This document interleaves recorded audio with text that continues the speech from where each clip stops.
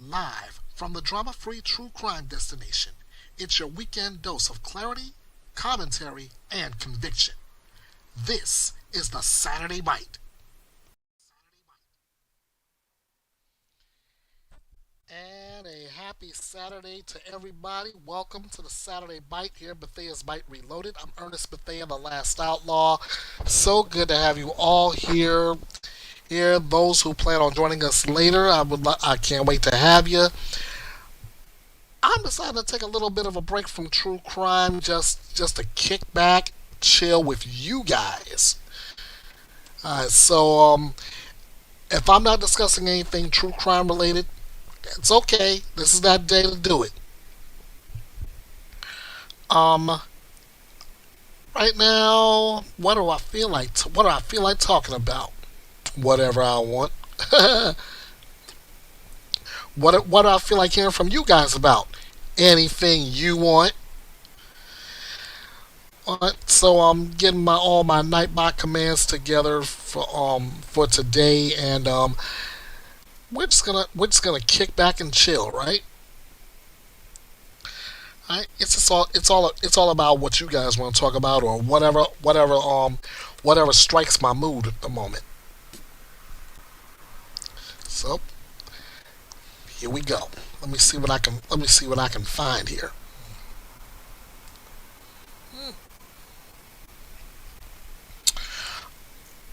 All right. Anybody paying any attention to college football all here in the United States?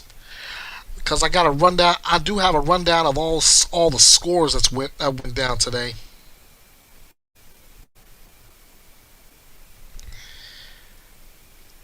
and I got to start at home first. But my the number 6 ranked Oregon Ducks, they put a whooping on Oklahoma State like you wouldn't believe, guys.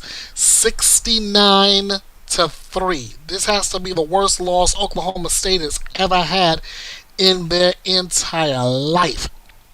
69-3. Our in-state rival Oregon State didn't do as good. They lost to Fresno State 36-27. Still got action going on right now. Rutgers beating Miami 45-17 in the fourth quarter. Navy over UAB 31-24 in the third. Number 8 Clemson over Troy 27-16.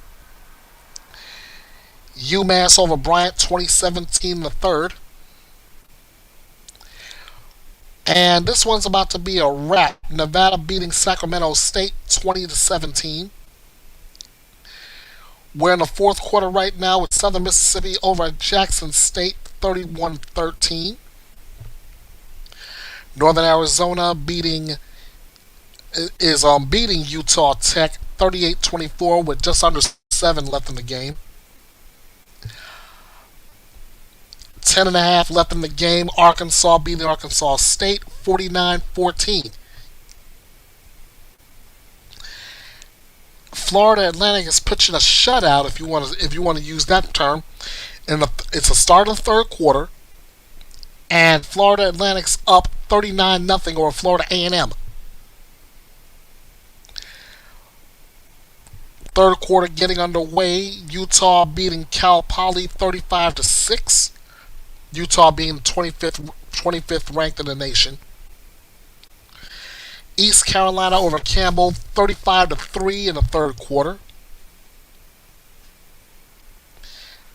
Oh boy. Give me 1 second. I gotta. All right, it's halftime. And Virginia State is beating Norfolk State 16-7. Action getting underway in the first quarter. Richmond over Wofford 7-0. In the third quarter, Old Dominion over North Carolina Central 16-3. Eastern Kentucky 13-10 over Houston Christian. That's also getting started in the third quarter. 9.5 left. Cal over Texas Southern 18-zip. Marshall beating Missouri State 17-7 with 12:41 left in the third. Get these flies out of here. Colgate and Villanova and a nail biter. It's tied 17 all in the third. Halftime, Elizabeth City State University over Hampton 20-10. Halftime, Monmouth has got Fordham locked up 34-21. We got a tight one between Holy Cross and New Hampshire in second quarter, 9-7. This one's barely getting going well. We're in the second quarter. Tarleton State over Mississippi Valley State, 7-zip. West Virginia over Nicholls State, 7-3. Western Kentucky getting beat by Toledo, 24-7 with 9.5 left in the second quarter. Illinois State over Morehead State, 10-6, 11:44 left in the half. Georgia State over Memphis, 9-7, 9.5 left in the half.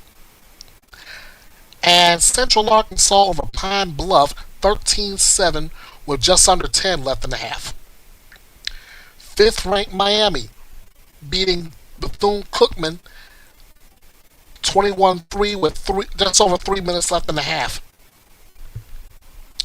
Northern Colorado shutting out Colorado State 7-zip with 8:19 left in the half. Tulane beating Southern Alabama with under 7 left to play in the half. The score there is 21-14. 9.5 left in the half. Towson's beating Morgan State 14-10. Kansas State over Army 10-0 with just under 9 in the half. South Dakota and Lamar tied with 6:44 left. The score there is 10-10.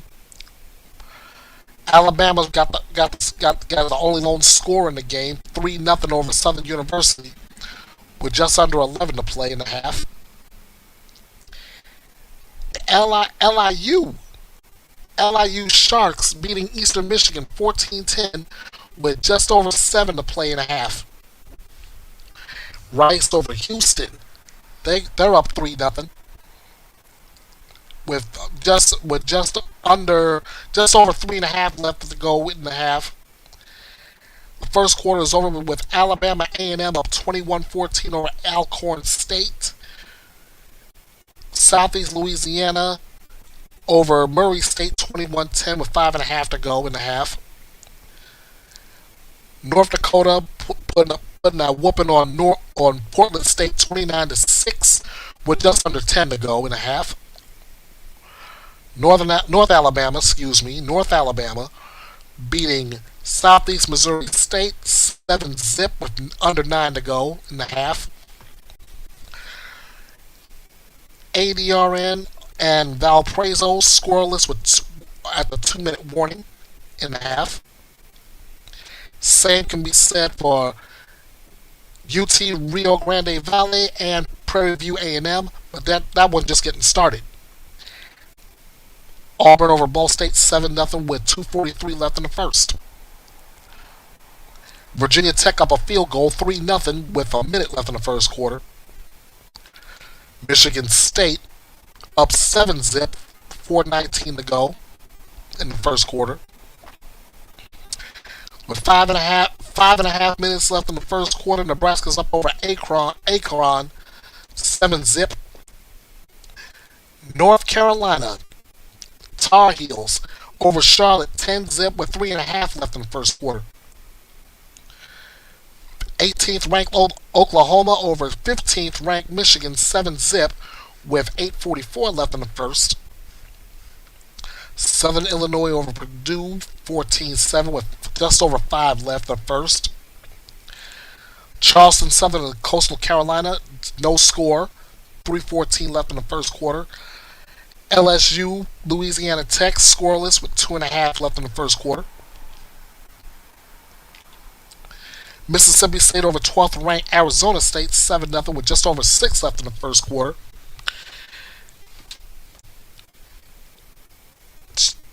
USC, Georgia Southern, and what could be considered a nail biter. 7:41 left, and the score is 7-6 USC. 21st ranked Alabama. Ha! Alabama in 21st. That's a shocker. They're up 7 nothing over Louisiana Monroe with just over 12 to play in the first quarter. And we have delays between University at Albany, Delaware State, Warner University at Stetson, Maine, William Mary, Davidson and Elon, Rhode Island, Stony Brook, South Carolina State against 10th ranked South Carolina, North Carolina A&T, UCF, UCLA, UNLV. That's a little bit later. Central Washington, Montana later. McNeese, Louisiana later. Or they're about to kick off. Stephen F. Austin, Abilene Christian about to kick off. Tulsa, New Mexico State about just under an hour from now. Tennessee Martin, UTEP about an hour from now. Southern Utah, San Diego. Weber State, Arizona. That starts 7 o'clock our time. Stanford, BYU, 7:15 our time. San Diego State, Washington State, UC Davis, Washington.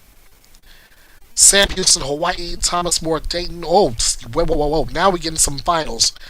Dayton shuts out Thomas More 38-zip. 24th ranked Texas Tech over Kent State 62-14. Number 2 Penn State over Florida National 34-0. Ooh, whooping a belt behind alert. Florida State, 14th ranked Florida State over East Texas A&M 77-3. Ouch. SMU, 17th ranked in the nation, just got beaten a nail biter, 48-45 against Baylor. 23rd ranked Indiana over Kennesaw State, 56-9. 11th ranked Illinois over the Duke Blue Devils, 49-14. Pittsburgh over Central Michigan, 45-17. Iowa State over Iowa, 16-13. Central Connecticut State beating American International 34-7. Jacksonville State over Liberty 34-24. Lehigh over Sacred Heart 28-10. Minnesota with a big shutout 66-0 over Northwestern State. 7th ranked Texas Hook 'em Horns over San Jose State 38-7. It took overtime for Syracuse to beat UConn 27-20. North Carolina State Wolfpack over Virginia 35-31. Duquesne over Lincoln University 55-14. Mercyhurst over New Haven 48-14. Texas A&M over Utah State 44-22. Butler over the Truman State Bulldogs 37-27. Indiana State over Eastern Illinois 38-14. Tennessee Tech over Chattanooga 45-17. Bucknell over Marist 34-23. Lafayette over Stonehill 46-26. Georgetown beating Wagner 31-20. Merrimack beating St. Anselm 31-6. VMI over FC Panthers 42-7. Ouch. Temple over Howard 55-7. Another nail biter. This one in overtime. Presbyterian over Furman 39-38. Wake Forest beating Western Carolina 42-10. Youngstown State over Robert Morris 56-17. North Dakota State over Tennessee State 59-3.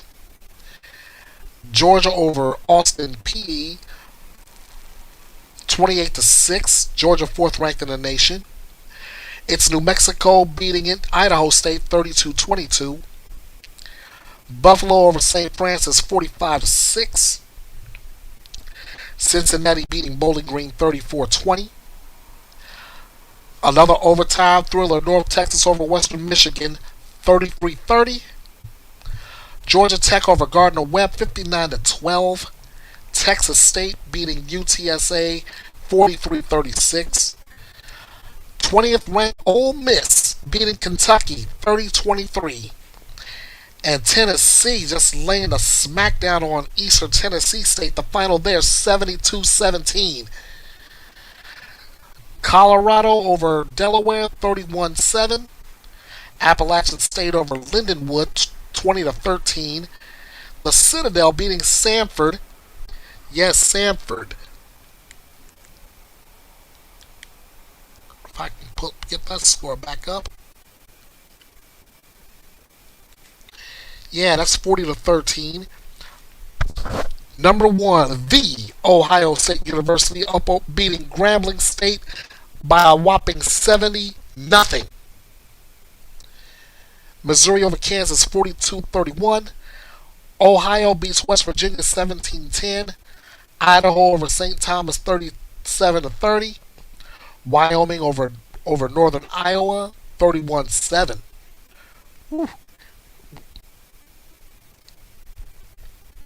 Wisconsin over Middle Tennessee 42-10.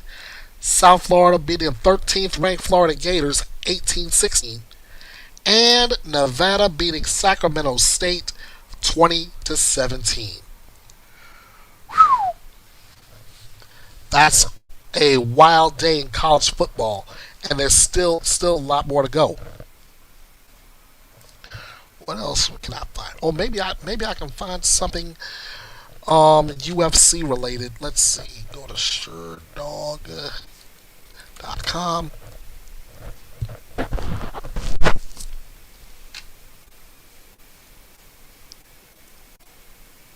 Oh, we do have some results from UFC Paris.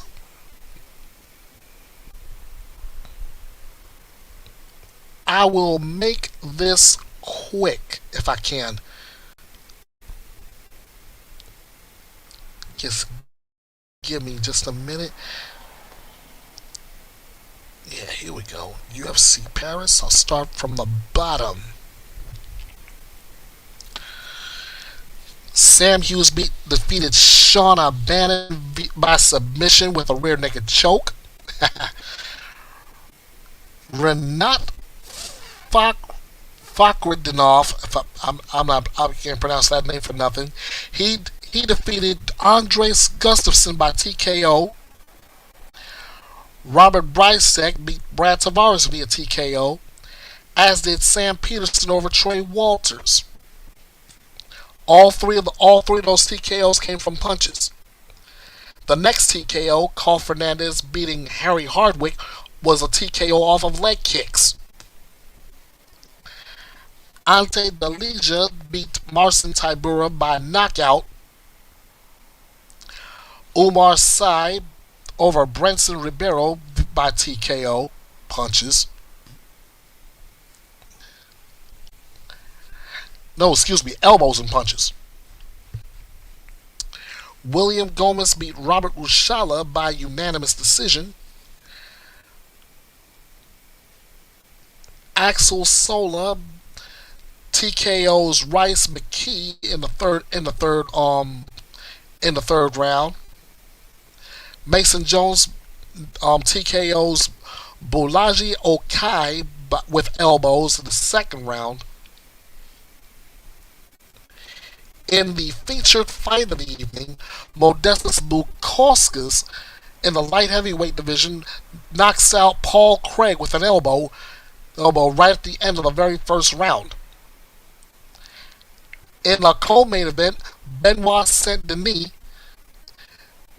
cranks Mauricio Rufy into submission with at 2 minutes 56 seconds of round number 2. And in the main event, Nasruddin Imavov improves to 17-4-0 with a unanimous decision victory over Kyle Borrallo, who drops to 17-2. That match ended by unanimous decision. Imavov is nearing a title shot soon. Possible middleweight title shot. So we'll see. We'll have to wait and see what happens there. That takes care of what happened in the UFC today.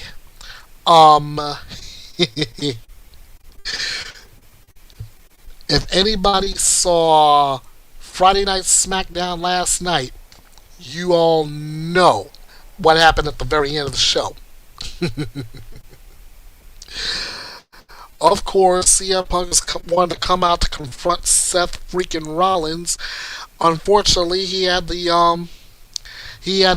deal with Becky Lynch and decided she was going to give him the same thing she gave him this past Monday, a whole paintbrushing job, paintbrushing them, shoving them, this, that, and the third. So Punk decided he steps out the ring and says, "You know what? You know, I know, and everybody in this arena knows, especially here in Chicago, I'm not going to put my hands on a lady, but I got somebody who will." And lo and behold, here comes his wife, AJ Lee. Now, on Monday, everybody's been talking about it. The only way this is going to be done right is you bring AJ Lee back. We got to have AJ Lee back. Bring AJ Lee back. Friday was a case of be careful what you wish for because you just might get it, and ask and you shall receive. First of all, let me say, as a fan, watched this for a long time, and I know when superstars look good. To quote Booker T, AJ Lee, she look good. I mean, she hasn't been in a WWE ring or any wrestling ring for that matter for 10 years. And she looks phenomenal. Shredded. Cut to the bone. And her normal skip to the ring, let's just say she didn't skip leg day. Anyway, she skips like normal, skips around the ring, gets up on the ring apron, steps in, and Becky Lynch is in a panic. Calm down, calm down. Don't do anything rash. Yeah, right. Then when Becky charged, she got a double leg takedown and she started putting the beating on her. Becky tried to get out of the ring quick. AJ's like, where you going? Puts a little bit more of that beating on her with the Luthez press, piston like right hands, and then pulled her right back up, licked the hand, and laid a smack so hard that would make anybody regret smacking her husband. All I can say to that is, welcome back, AJ Lee. I will see you at WrestlePalooza. And speaking of which, I've looked at everything regarding that, and let me tell you, here's what I know is going down.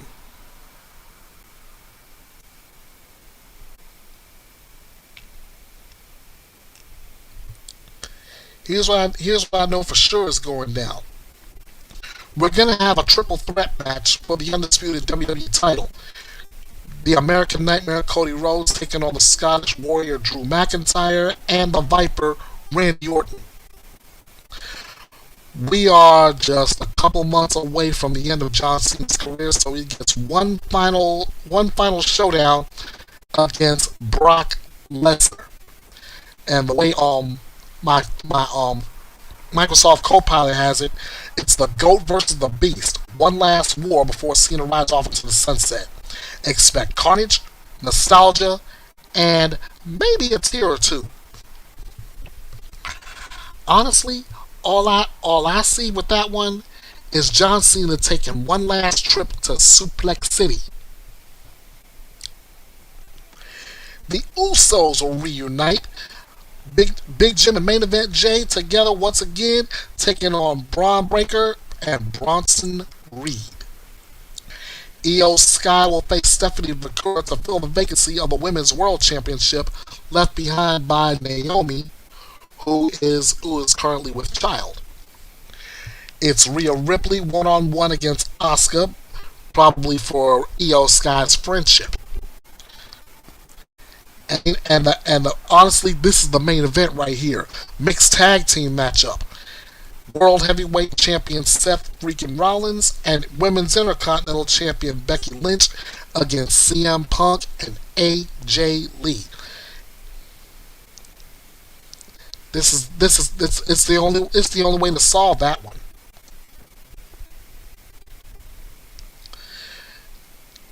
So we'll see exactly what goes down at WrestlePalooza in 2 weeks.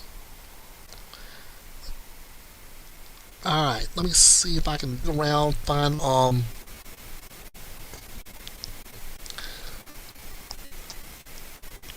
my gosh. Let me jump back on the college football because the AP is talking about some of these halftime scores. Or it's like, what in the world is happening here?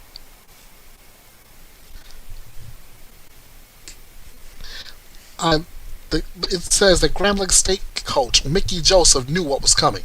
He knew his team faced a tall order at number one Ohio State.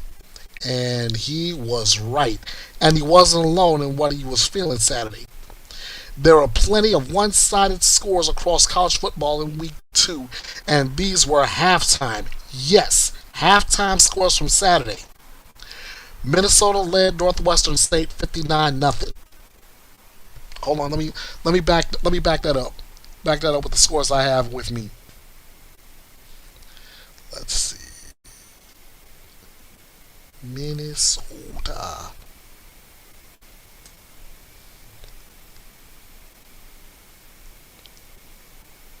Okay. Minnesota led Northwestern State 59-0. They beat Northwestern State 66-0. Ouch. Florida State led East Texas A&M 49-0. Let's see. That was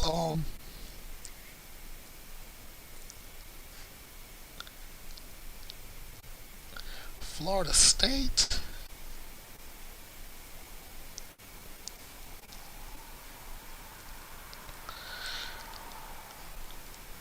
Florida State versus East Texas A&M.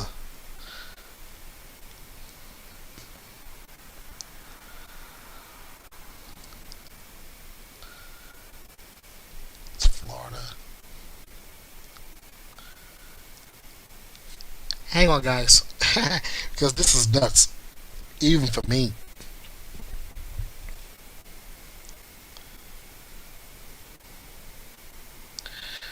Let me get out of the baseball score. Oh, here we go. Here we go.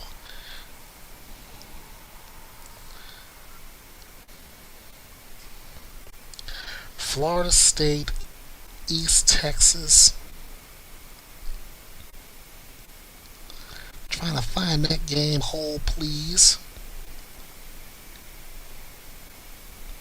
Okay. Florida State led East Texas A&M 49-0. Florida State beats East Texas A&M 77-3. And Texas Tech led Kent State 48-0. Kent State. And they would end up winning by a score of 62-14. As for Grambling State, well, it lost 70-0 to the defending national champion. It's no secret, Ohio State coach Ryan Day said afterwards, this was not a matchup game. No, it wasn't. Joseph let the world know that it was probably going to be that way. He went viral for a midweek interview in which he pointed out that Grambling's man can hold its own with Ohio State's man on the field, but on the field it looked like a mismatch. They've got a great man, we have a great man, and we're going to compete as a man, Joseph said. I'm just joking right now. We understand what we're getting into. We understand what's going to happen. We understand it. It's not balanced with the scholarships. It's not balanced with what they have resources wise and what we have resources wise. We all know why we're playing the game. That reason, money. Yeah. In the long-standing tradition of bigger programs offering guarantees to smaller programs for being willing to play as what would typically is a huge underdog, Grambling State received $1 million from Ohio State for playing Saturday's game. Day tipped his cap to Joseph afterward. I've got a lot of respect for Coach, Day said, and I thought their team played hard in this game. They were outmatched, talent-wise for sure. I think we expressed that, but I give them a lot of respect for playing hard and playing for 4 quarters, all the way to the end. According to Stats LLC, Saturday was the first day since September 10th of 2016 that 3 major college teams had leads of 48 or more points by halftime on the same day. Those games stayed lopsided the rest of the way. Minnesota won a weather-shortened game 66-0. Texas Tech prevailed 62-14, as I mentioned, and Florida State, fueled by 7 touchdown plays of 35 yards or more, went on to win 77-3. Minnesota used 76 players. Mission accomplished, Gophers coach PJ Fleck said. The score is what it is. Northwestern coach Blaine McCorkle said, you play these games and sometimes these things get sideways in a hurry, but we didn't do anything to help ourselves. Other routes by halftime Saturday. Number 22 ranked Tennessee led East Tennessee State 48-7 on its way to a 72-17 victory.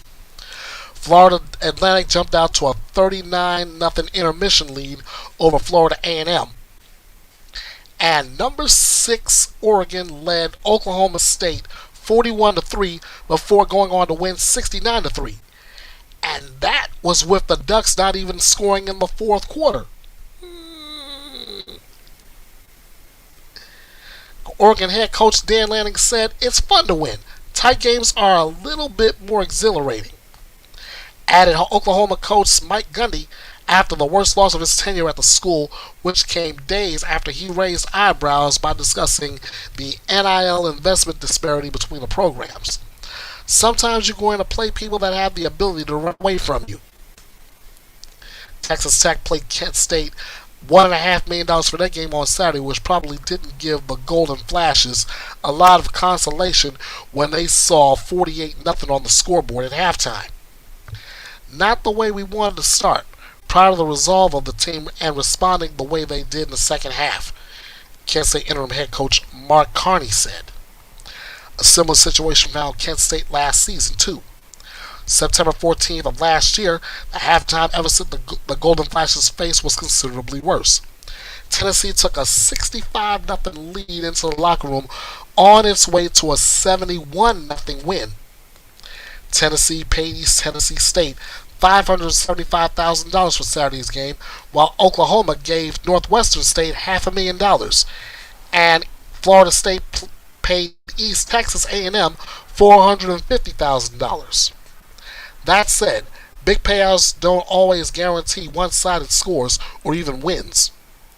Number 8 Clemson, favored by 31 points according to BetMGM Sportsbook, paid Troy $1.5 million to play Saturday. Troy jumped out to a 16-0 lead in the second quarter. Notre Dame famously paid Northern Illinois $1.4 million for a game last season that the Fighting Irish lost. And Penn State paid FIU $1.6 million for Saturday's game in Happy Valley. FIU evidently showed a way to earn that money. Number 2 Penn State went into the locker room with only a 10-0 lead, then pulled away after halftime for a 34-0 win, getting its last 14 points in the final 3.5 minutes. Learned a lot about these guys today, FIU coach Willie Simmons said. I think a foundation was laid today that would help us propel through the rest of the season. So there's that. Money talks and big beatings show up. Oh boy. All right. Let me hit all my baseball fans up real quick. I'm only messing with the standings. I'm not talking scores. Standings as it stands right now. Starting in the National League, the American League West. From the bottom, from the cellar, as we always say, we got the Athletics, the Los Angeles Angels, who are 10 games back of first place, the Texas Rangers, Seattle Mariners, who are 3.5 back, and the cheating Astros with a record of 77-65. In the American League Central, we got the Chicago White Sox in the cellar, followed that Minnesota Twins up ahead of them. Cleveland Guardians with 10 games back. The Kansas City Royals 8.5 back, and the Detroit Tigers with a great record of 81-61. Then we come to my division, the American League East. The Baltimore Orioles are 16.5 games back. The Tampa Bay Rays 10.5 back. Boston Red Sox 4 back. My beloved New York Yankees 3 back. And the Toronto Blue Jays are in first place with 82-60. Over in the National League, aka the Senior Circuit,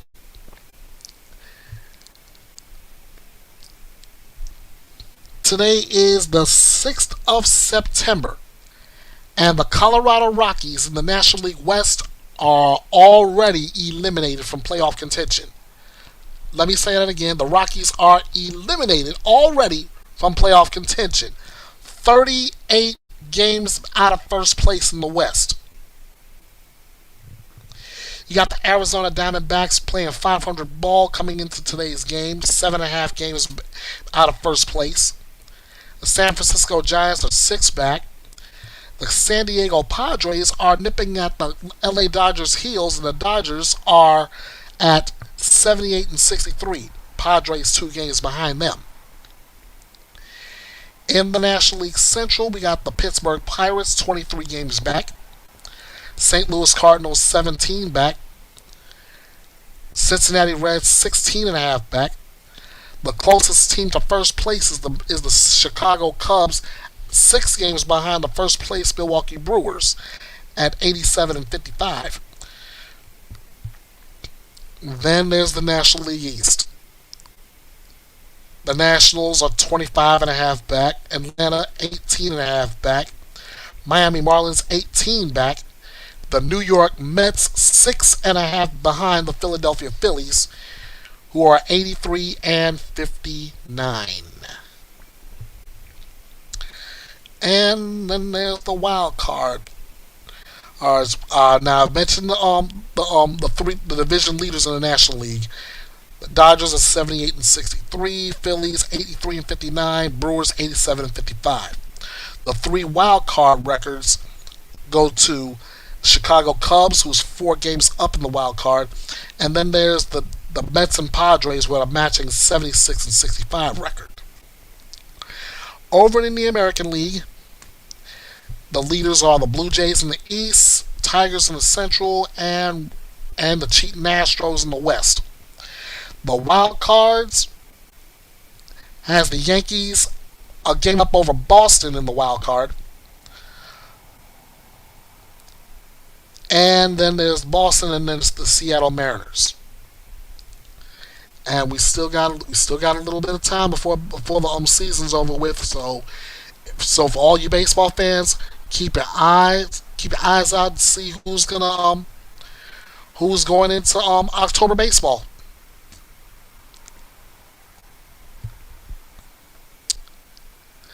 Let's see.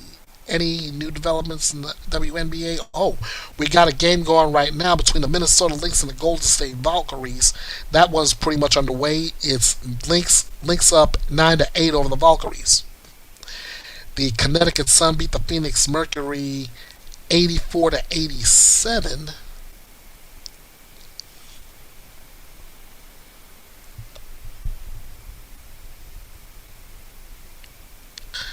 Let's see what else I can. Anything else I can touch on?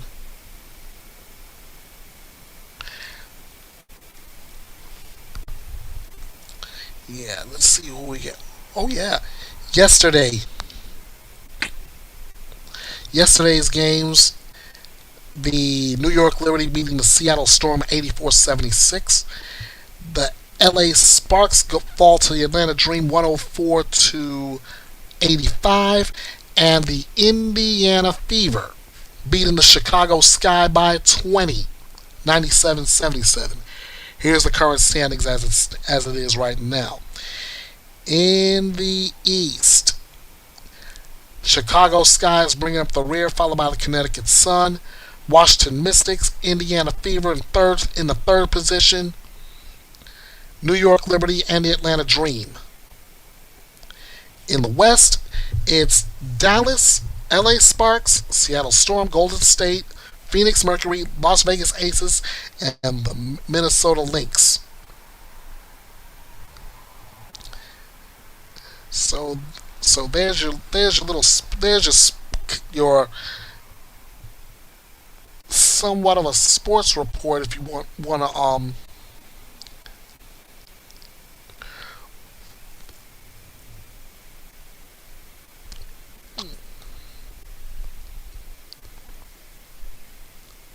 now.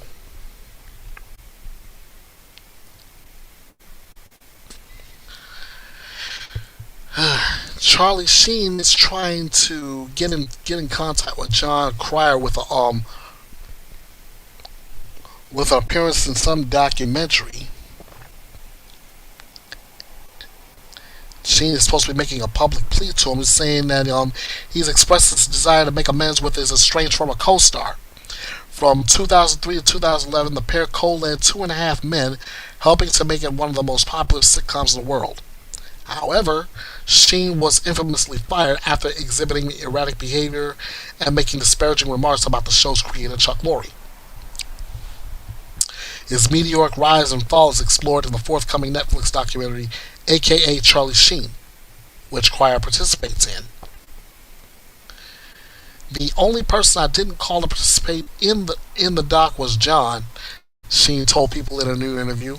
The two-part series also includes Sheen's ex-wives, Denise Richards and Brooke Muller, longtime friend Sean Penn, several family members, as well as Cryer and Lorre.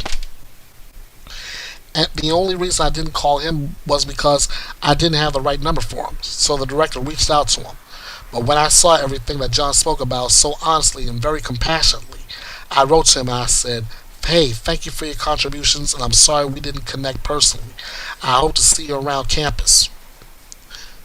Sheen hasn't said he hasn't heard back from Cryer, but believes it's because he doesn't have the actor's latest contact information. I'm thinking I wrote to the wrong number. It's not like John did not respond. He's super responsible like that. So if you're reading this, John, DM me your new number. After Charlie Sheen's 2011 dismissal, Sheen was replaced by Ashton Kutcher, who co-led the show for 3 more seasons. "It was really cool to hear from his perspective," Sheen said of Cryer's comments in the documentary. "He was in the line of fire when all that stupid beep was going on, and it was affecting him and his family and career and all that. I can't debate anything that he said." Sheen was also surprised to hear Cryer's take on his struggles with addiction and where they stem from. He said he's a guy who doesn't believe he deserves the things he has, or that it was he earned. And I was like, "Whoa," said Sheen. "He nailed that. And I'm so glad he opened that door, because it gave me a chance to really start thinking about that." He continues, "Suddenly I felt like I was on a couch in John's therapy office, and he was dead on. And that was really insightful of John, really, and compassionate," he added. Last year, Cryer addressed the possibility of a Two and a Half Men reboot. "Oh gosh, I don't know if that happens," he said on The View. "Thing is, Charlie is doing a lot better now, which is wonderful. He and I have not spoken in a few years, but he's doing a lot better, which obviously I am happy about," he said. "The thing for me is, when Two and a Half Men was happening, Charlie was like the highest paid actor in television, probably ever. And there has never been nobody that has surpassed the enormous amount of money he was making. And yet he blew it up. So you kind of have to think, I love him, I wish him the best, and that he should live in good health the rest of his life, but I don't know if I want to get in business with him for any length of time." By the time of his firing in 2011, Sheen was earning around $1.8 million an episode, making him the highest paid actor on television at that time. With 20 plus episodes per season, that meant well over $30 million annually. Cryer earns significantly less, though still in the top tier of sitcom salaries. AKA Charlie Sheen is out on Netflix on September 10th. His new memoir, The Book of Sheen, is out September 9th.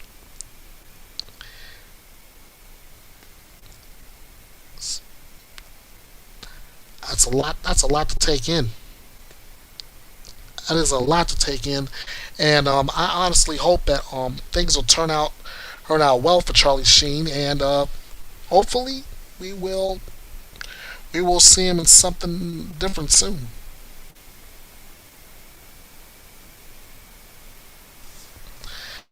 Oh boy, I have a special thing going down on next Saturday afternoon, and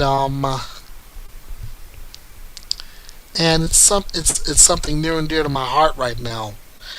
Um, as you all know, I have started a I won't call it a new job, because I've worked with these people before, but now I'm a lot more serious. I'm a lot more focused on it, and this has brought me nothing but great joy. I get to help out people who are dealing with not only addictions but mental health issues as well. And next Saturday we get to celebrate those people who are still continuing on the journey, who's crossed milestones, and we celebrate those we've lost along the way on that journey with a little celebration we call Hands Across the Bridge. That's gonna be a local thing here with us, and like I said, that's going down next Saturday afternoon between noon and 3, Oregon time, and I plan on joining my fellow colleagues with that. One of which is celebrating 1,000 days sober. I'm proud of her for that, and I can't wait to hear her story of story from her rise, her fall, and her rise again. That's how I'm calling it. It's a rise. She's her rise, her fall, and her rise again. And it's gonna be a lot. I'm gonna hear a lot of stories like that too. But, plus, we have a what we call a bridge walk where that's where we salute those that have come before on this journey and have I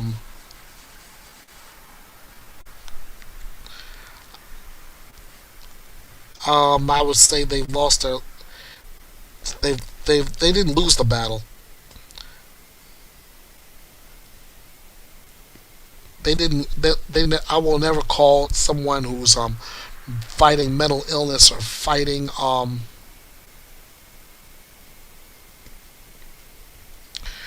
whoever's fighting mental illness or fighting drug addiction or what have you. I will never say you lost that fight.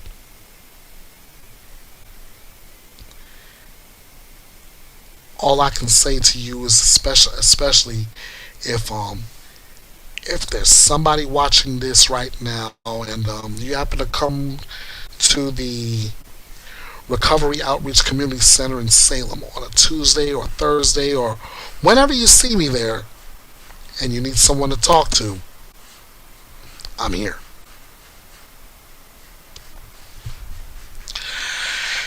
Ah, now that I got a little bit of a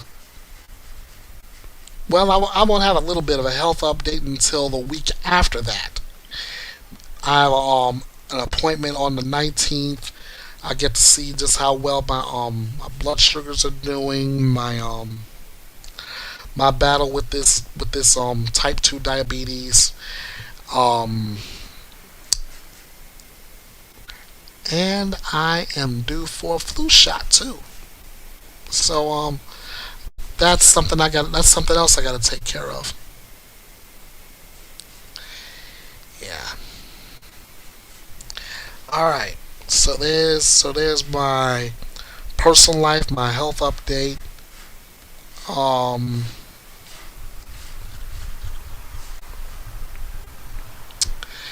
Ah.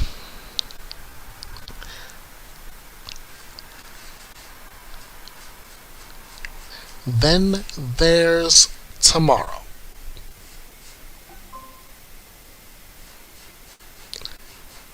Then there's tomorrow where I'm doing my very first Sunday focus, the first Sunday of the month, and I am going to I'm going to take a look at four cases at once. And why am I looking at four cases at once? Because it seems like, in a sense, you're looking in a mirror. Last week I touched it, but I touched it barely on a Saturday night's main event, comparing the Emmanuel Haro case to Quentin Simon. I'm gonna dig into that a little bit more, but I got another one just kind of sort of going in the same theme. We can call it same script, different cast if you feel like it.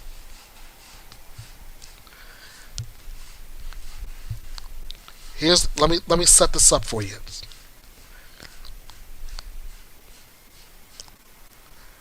University of Kentucky cheerleader Lakin Snelling. She allegedly gives birth, and I'm gonna assume she hid the baby in a closet where the child ends up dying. She gets arrested, and she is out right now on a $100,000 bond. So now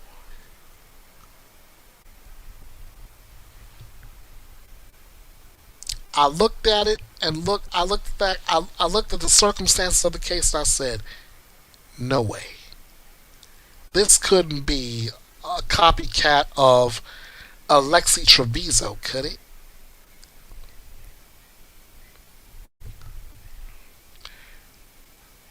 I I looked at all the circumstances of that case, and just as sure. Remember Alexi Treviso, excuse me. She went to a hospital. She's a high school senior. She went to a hospital. She went to the she went to a restroom, gave birth, and immediately threw the child away in a trash can.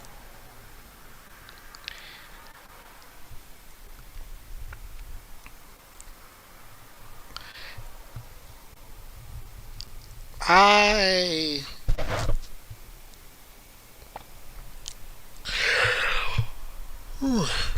excuse me. Excuse me. Didn't mean to yawn. But as I try to figure out what in the world is going on, all I'm seeing right now are copycat cases.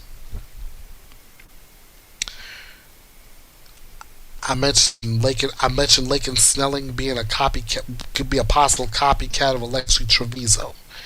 The Emmanuel Haro case possibly being a copycat of Quentin Simon.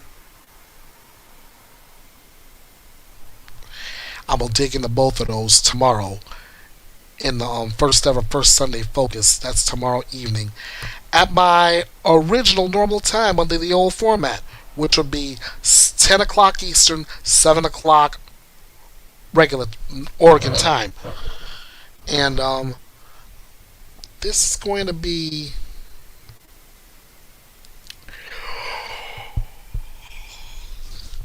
This is going to be one of those where I'm going to need a lot of help in digging into these cases. So if you plan on coming here and you have all the information from the Quentin Simon case and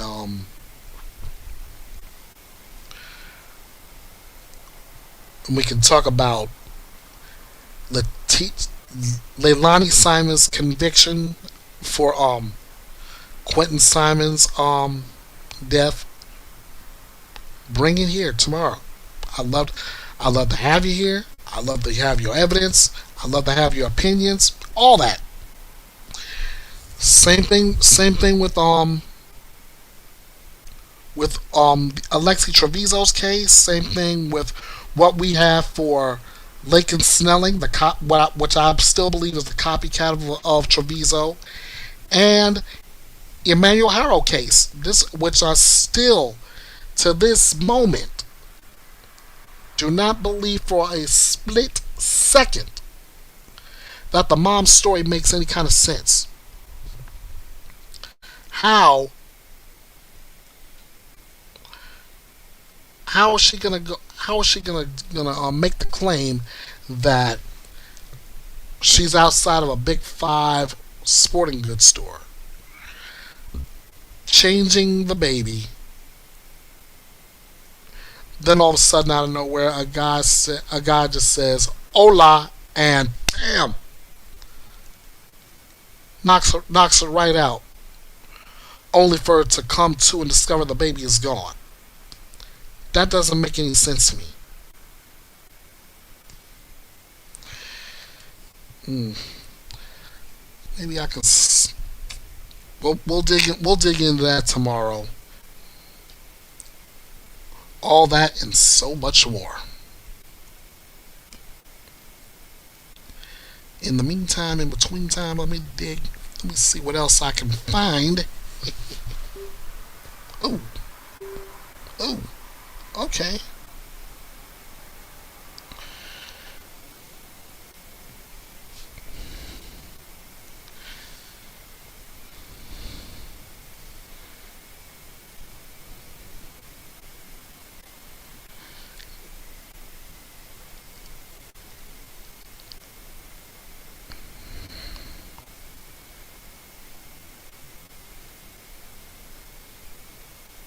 All right. What else have we found? Ooh, we got a new trial coming up. Florida, the state of Florida versus Jose Soto Escalera, the pregnant mistress murder trial. Now, a Florida man faces the death penalty if he's convicted of murdering his pregnant mistress. Jose Antonio Soto Escalera charged with the first degree murder in the death of Tanya Wise and their unborn child. According to court documents, the body of the 23-year-old Wise was found face down in a roadside drainage ditch on August 24th, 2018. At the time of her death, Wise was 8.5 months pregnant. Authorities said DNA determined Soto Escalera was the father of their unborn child. I'll have this story posted in the community section at the end of this.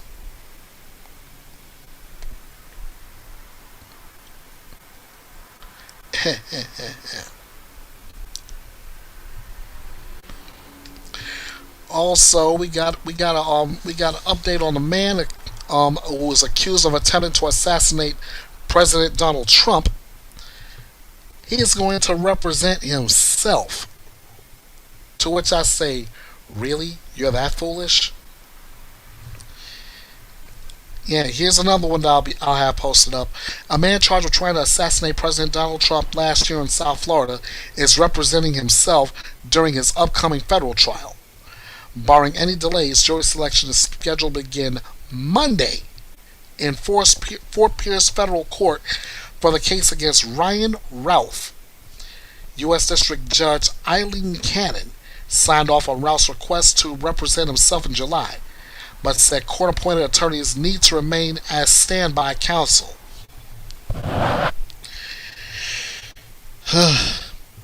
Ladies and gentlemen, you know what I say. If let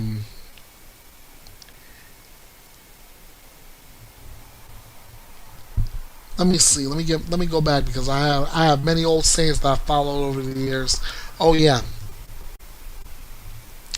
He who represents himself in court has a fool for a client. And Ryan Ralph, I'll say this one time. I'm gonna put this up. I'll put this up for you, for everybody, just to know how serious I am about criminal defendants defending themselves in court on murder charges.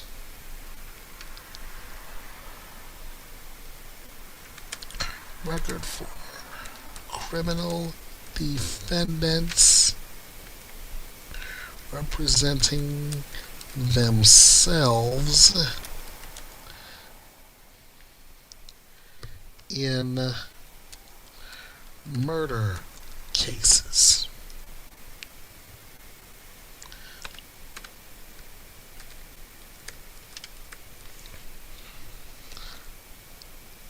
Alright, ladies and gentlemen, here it is.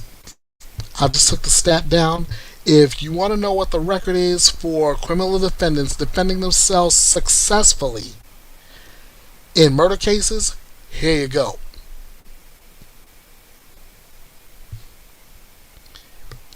Oh, and forever. Oh, and forever. Meaning, there's never been a criminal defendant who has successfully defended themselves against murder charges. And I don't think there'll ever be one either. But that's just my opinion. And speaking of convictions in a murder case, I want you to see this one more time. Like I mentioned on Friday's The Final Word, criminal defendants have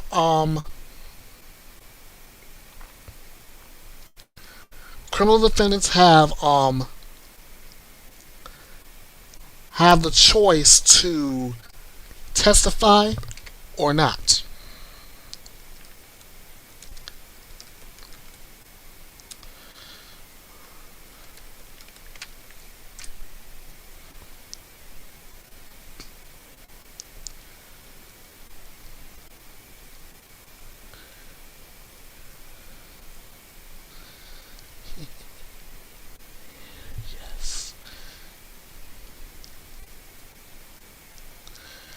Okay, I am set. I am ready. I am going to take you all to Court TV one more time, and we're going to watch the verdict being reached in Donna Adelson's case. Now, keep this in mind, ladies and gentlemen. Donna Adelson decided not to testify in her own defense. She decided not to testify in her own defense, and prior to that, her daughter did. And oh boy, did she ever testify. So now, with that, I'm going to get out of the shot, and I'm going to leave this in the hands of the judge who's about to.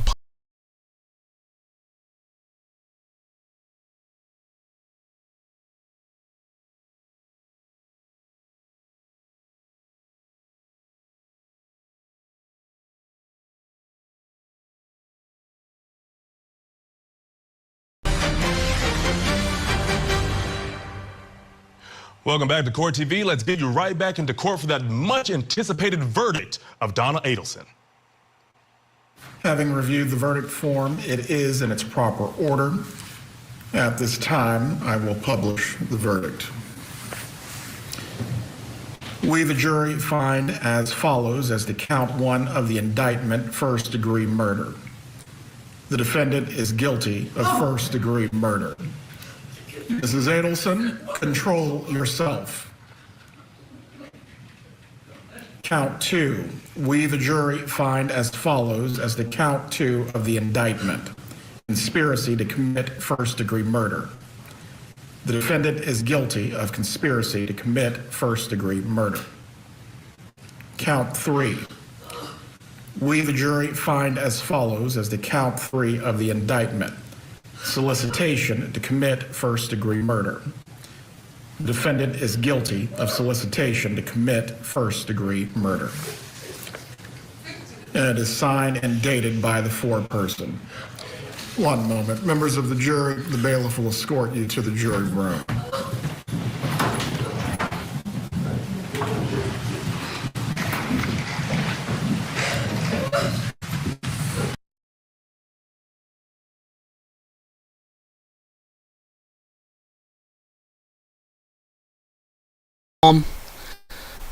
Just to say, yeah, like I said yesterday, it's a risk. It's a gamble. But in Donna Adelson's case yesterday, she took the risk in staying silent.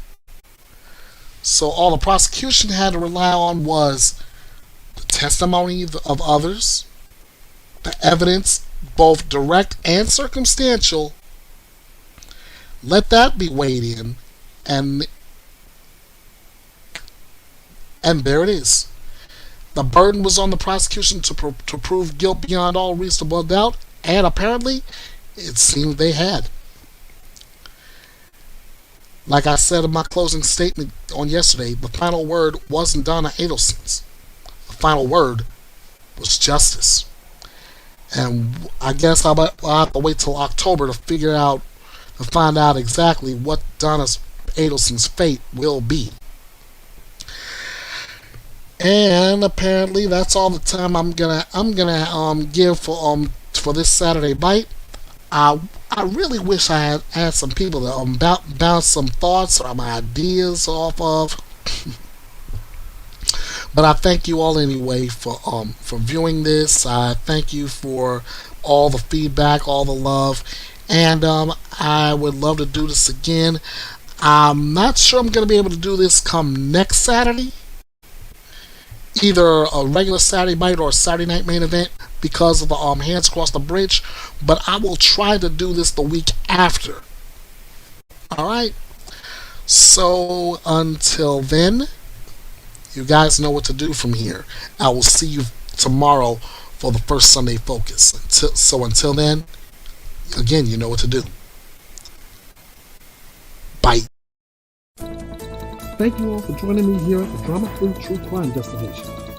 Be sure to follow Byte Reloaded all over social media and get your coverage of true crime news with no gimmicks, no drama, and no BS. This is Byte, and it's reloaded.